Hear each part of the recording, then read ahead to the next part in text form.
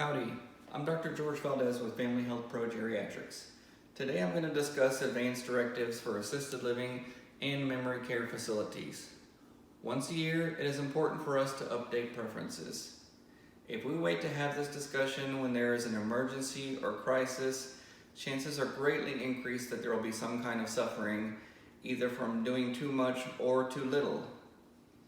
When you consider what you would like to happen or not happen, it can be a very difficult decision, but it becomes much more clear when you consider it from their perspective, the patient's perspective. We're humans, we would love to keep our loved ones around for as long as possible for our own sake. Or we may feel that the care and the cost is too much of a burden and it would be easier if they were to go ahead and pass on. Either way, keep in mind this is their journey. The durable power of attorney's job is to speak on their behalf on what they would want should they be able to speak for themselves.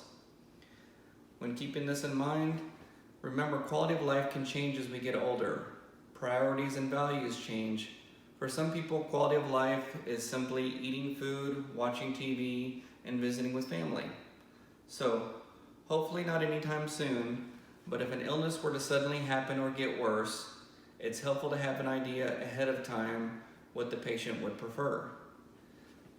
The 5 main options we talk about include, number 1, not going to the hospital no matter what, and if a symptom or condition were to worsen, we will treat it only with comfort medications at home. Number 2, go to the hospital, but use no aggressive measures, no CPR, simply diagnosing and stabilizing with medications if possible, but not aggressively. Number 3, go to the hospital, consider intubating for a short amount of time if needed, but not for a prolonged period. This is actually a common choice which may come about, such as a pneumonia, and it gives a person a chance to fight and get better if they're able to, and it gives us time to say goodbye if things are to worsen, but it's not overly aggressive for a long period of time. The 4th option is go to the hospital, have ventilation for a prolonged period of time if needed, but not do aggressive CPR and shocking. The 5th option is to go to the hospital, full code, do everything. This often involves breaking ribs, chest compression, shocking the heart with electricity, and has about a 15% short-term survival rate after the age of 80. So keep this in mind.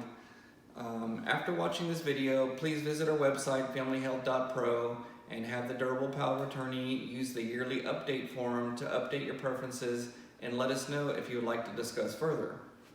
Please note these preferences are not legally binding and can be updated anytime.